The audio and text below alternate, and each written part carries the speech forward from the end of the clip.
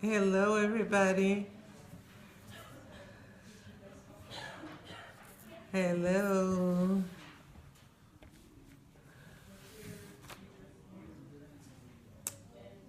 Welcome. Invite.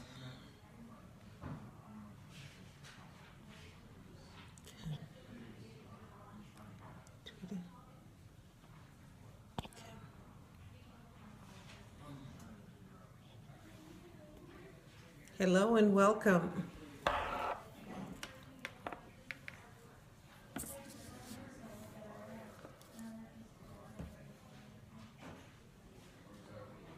Can you read that name? It's Jaffareel. Is that your name? Handle? Tyler. Hello and welcome.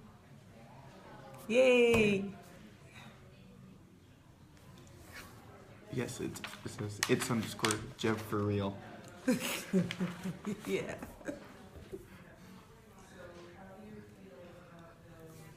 Okay, we'll just give it a few more seconds. The scope is Such is Life, and we're talking about the life of immigrant parents. And today I'm interviewing a child of immigrant parents. So that's what the scope is about. And welcome.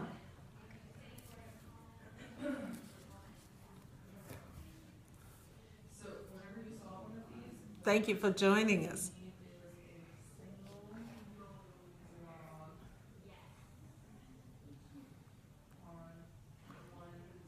I can't read.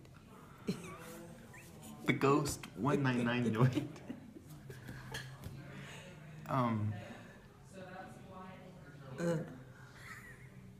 You don't say that one. Angel.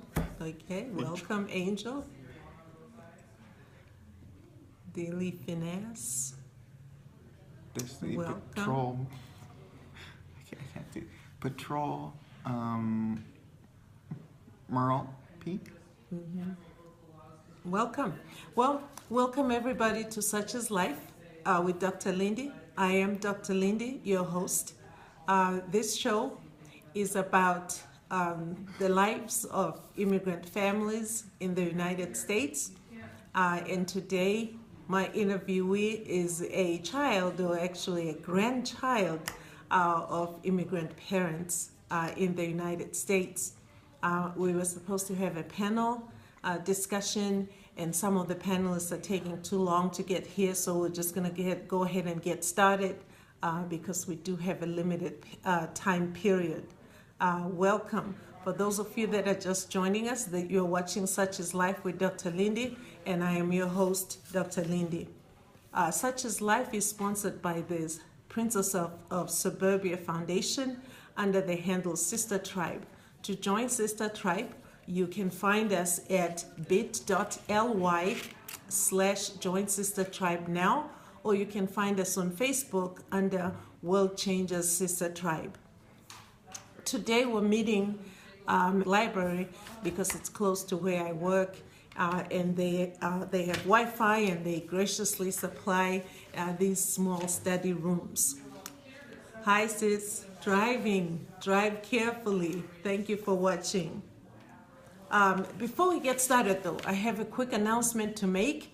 The Princess of Suburbia Foundation and the Sister Tribe group have organized in Nashville, Tennessee on August 24th to the 27th. They have organized a retreat, and it's entitled Manifest Your Millions with God. It's a powerful training, and it's also going to be spiritual impartation. You must come to this retreat. Again, August 24th to the 27th in Nashville. And how do you sign up?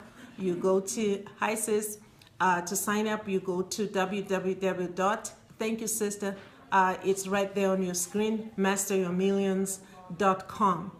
At this 3-day retreat, we're going to learn strategies to balance or overcome the challenges of ministry, the corporate world, and entrepreneurship. So whether you are an entrepreneur, that is looking into doing some ministry work, or you're an entrepreneur that's also in the corporate world, you're going to learn strategies on how to combine those three things or more, depending on what you're doing, to be able to maximize your time and maximize your potential.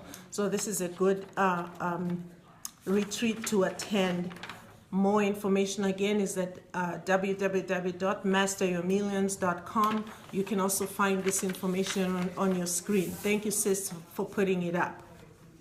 So today, my panelist is Tyler, and he is a grandson of immigrants. So today, the questions that I'm going to ask Tyler are just about how life has been for him, as a young man growing up with immigrant grandparents, and of course, the grandparents are maternal grandparents. Okay, welcome, Tyler. Glad to have. Thank you.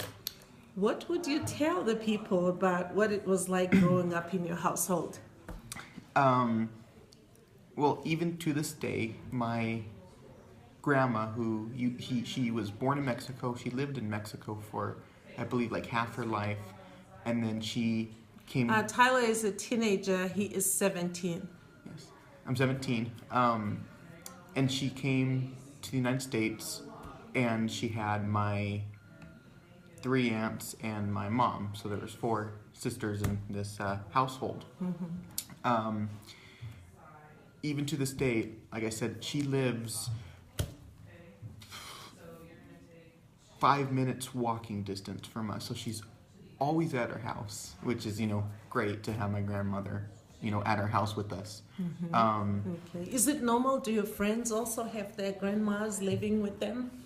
Your friends that are purely American, meaning they don't have a mix of Mexican American or that kind? No, I haven't really had a friend who has their grandparents that they all live in the same community because they want to more, because maybe the grandparents they're getting older and they just need help living, so they live with the parents and grandchildren. But not. So is it common for your friends to have their grandparents living with them also? Not very common. Yeah, okay. So that's something unique. Okay. It's fun having my grandma around all the time. There's different things that are very different from an American. Woman age. My grandmother's age, she's in her mid-60s, I would say. And she, there's little things that she has learned and has these skills developed in Mexico that not necessarily. Sister Tony. That wouldn't necessarily Woman, stand up. be very. Who is that person? Far 6673. I don't know why he's asking somebody to stand up. Okay, keep and going. That not necessarily Americans are very used to. So there's different like traits of hers that were. Yeah, tell us about some of those. Very loud. Very, very, very loud. I can be in my room and she can be talking to my mom on the way other side of the house, and I can hear word for word from their conversations. Everything's in Spanish. Yes. I don't personally know Spanish, but I can understand Spanish because of their conversations. Thank you, Sister Andrea, for putting that up. I understand Spanish just from listening from their conversations for 17 years of my life. And that's beautiful. So has your mom made any effort for you to learn Spanish or a second language for that matter? Okay. Yeah, I'm stubborn, so I haven't learned it yet. But I've taken Spanish courses, and I just haven't. Thank you, Sister Linda, for putting that up. It hasn't hooked yet. So about the retreat. Some weird things about my grandmother, in a way, weird things she's learned in Mexico is the chancla. The chancla. Tell us about the chancla. The chancla is flip-flop or sandal in Spanish. Yeah. And everybody, you would probably think, oh, you wear them. Yeah, that's a secondary use for a chancla. To wear them. To wear them. But the primary use is to use them as a disciplinary tool. Yes. And you may see videos on Facebook about the chancla. Yeah. But the chancla, if you do something you're not supposed to, or you don't listen, you just need to pick it up and and hit you with it. Throw it across like a boomerang. Yes. And it's more funny. I mean, they don't hurt. They just more of a stop that. Yes. And how do your friends react to that? They laugh, and it's really funny. And now to this day, sometimes I'll still get hit with a chancla, and it doesn't stop. Yeah, that's happened in Jamaica as well. Yes, in Africa it's very common as well. Yes. Yeah. And you're freezing, sis. Sorry to hear that. And so it's funny. I mean, they made videos on Facebook because of it, because it's just little things like you're getting a midnight snack, and she's waiting in the chair at 2 a.m, waiting for you for that midnight snack, and she has that chancla in her hand and uses it. And she uses it. And that same thing with my, if you're getting in the car and you're not buckled by the time she's backing out of the car, it's chancla time. Yeah. Grab the chancla and hit you. Yeah, or if, you didn't like what she fed you for dinner and you sneak it to the trash, you're getting the chancla, which is a whole nother story, because with food... What does Grandma feel about that when you guys leave food on the plate? In the Spanish culture, especially in Mexico, I can't speak for other countries, but in Mexico and northern Mexico, there's really two sides of Mexico, northern Mexico and southern Mexico. They're very different. But in northern Mexico, because she grew up and she lived in Hermosillo, and it's about 200 miles, I don't know kilometers, but 200 miles from the United States border of Arizona. And and you don't leave food on your plate. If you don't like it, you eat it. And if you like it, you eat it. Yes. And if you don't like it, you just swallow it. Exactly. Yeah, that's how we grew up. You don't leave food on the plate. And to her, it's very rude and disrespectful. You don't like my food, don't eat it. What does your mom do at home when you guys are there without Grandma? Does she let you not eat the food if you don't like it? Our rule at home, I don't have a problem. I like 99% of food, but I have a lot of siblings that are very picky eaters, and our rule at home is you have to try it. And if you don't like it, then okay. And a lot of them, I have a sibling one sibling's 5 and one's 6, so their taste buds, they don't like creative dishes and stuff like that. They're more mac and cheese and kid-friendly food. So, but our rule is try it, and if they don't like it, my mom is very lenient. But even to this day, my mom, from growing up with my grandma, my mom still doesn't put up with you telling her, really, I don't like it, I'm not eating it. Or, so who cooks? Who cooks? Does Grandma want males and females to cook at home, or do you guys make your own choices? We have family dinners every night. It's very rarely is it so Grandma does the cooking, or Mom do the cooking? Yeah, and even to this day, even my grandma, she lives a street down from us, but she'll come down for dinner on some nights of the week, a couple times a week, because it's normal in the Mexican culture to eat as one big family. One big family, yeah. And we're just the closest to her, so she comes over to eat. One of their parents from Puerto Rico said she had trouble with sleepovers, with her girls going to their friends' homes for sleepovers. How do they handle that in your family? I know my grandma was very strict with my mom and her sisters, to the point where they weren't allowed to school dances. I think finally for their senior prom, I believe she said you can go, but be back right when it ends. You weren't allowed out past sunset. That was just kind of a given rule. Yeah. And how does she handle that with you guys, the grands? She's kind of, especially with her grandchildren, with me, and there's about 15 of us now, grandchildren, that my grandma has. She's very, she can't really control how many times to go out and stuff like that. But I do respect, But does she still impose her culture on you guys? Oh, yes.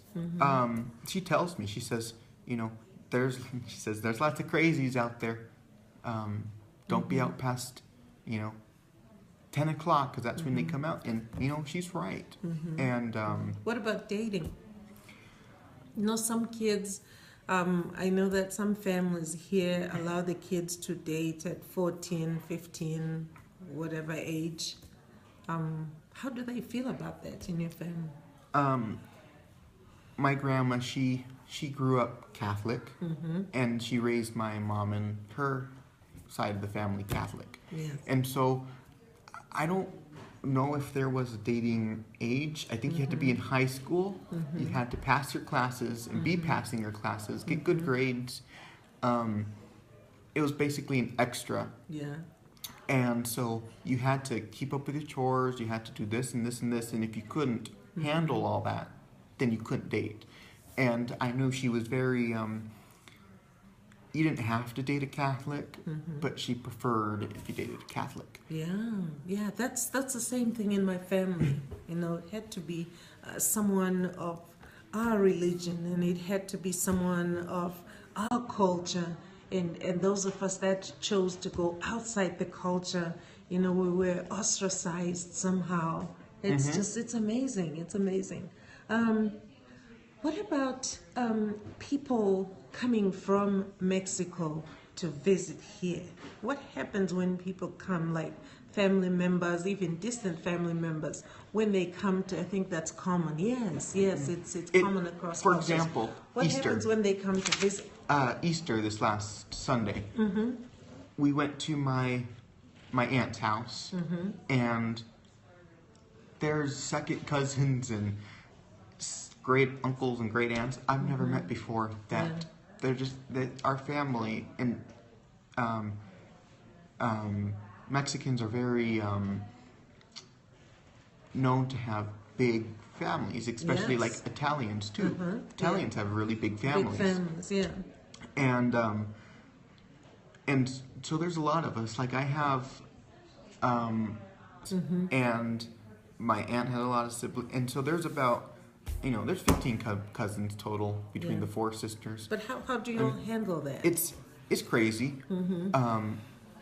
At get-togethers, Easter, Christmas, and stuff, we don't all sit down. So does everyone speak English? Most do. Yeah, there's a most few. of them, There's a few that live in Mexico that'll come up for. What happens when they come?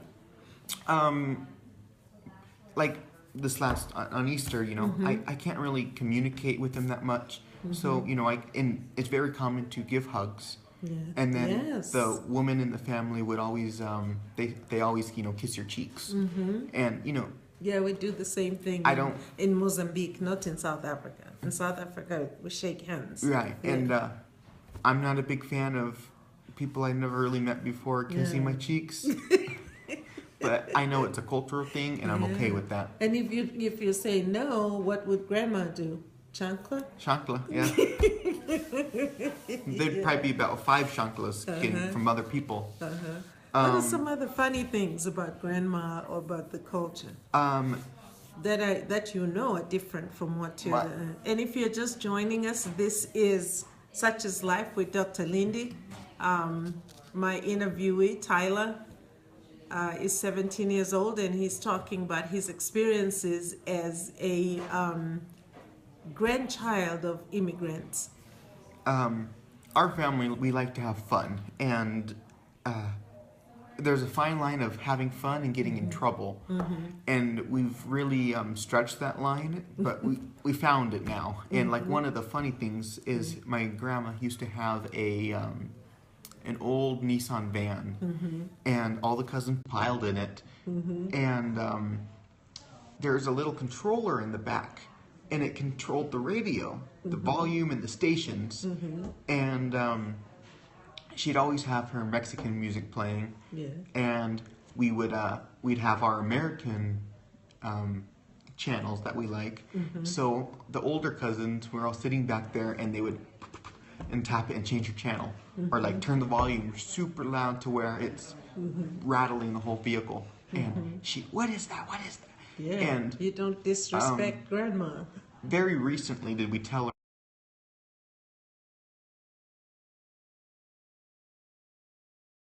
Is the source of truth for your family? we've all mostly converted to Christian from Catholic. Okay. I'm a Christian. So both the people in Mexico and the people here, The ones- you all come together and agree that... No. Okay. The ones who've moved to America, I should say, except excluding one family, my aunts.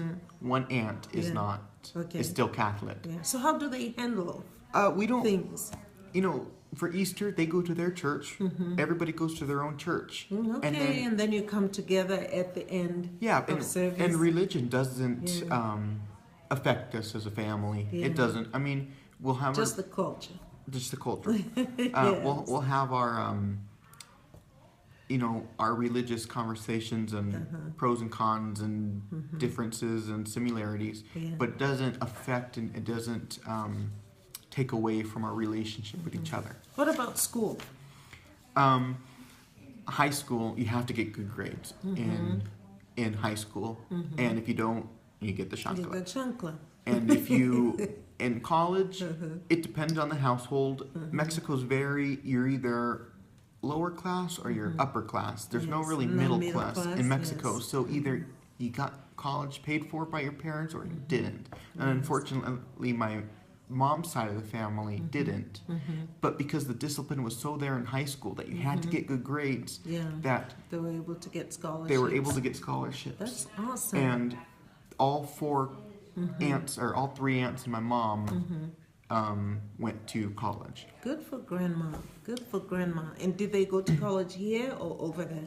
They all went to college in the United States. In the United States. That's awesome. And that's I mean, awesome. And it just, from being a low-class Mexican, I mean, I have an aunt that she lives in D.C. and she works for the government, and she's very thriving. And I have aunts that are. I have an aunt that's a doctor. I have an aunt that just stays home and raises her family in California, and then my mom, she also stays home right now, but she fosters kids. So she has constantly kids coming in and out of the house, and going to meetings and stuff like that. But that's they awesome. all, Well, Tyler, I really thank you for coming. I hope we're going to do this again, where we can get the rest of the panel here. You have been watching Such is Life with Dr. Lindie. Again, I'd like to recommend that you get in touch with us at World Changers Sister Tribe on Facebook, or you can also go to bit.ly/join Sister Tribe now, so that you can get more information. There's a lot going on, a lot of fun things. A lot of things that will challenge you, a lot of things that will propel you to reach your potential. I hope to see you next week on Such is Life with Dr. Lindie at the same time. This is Dr. Lindie signing off.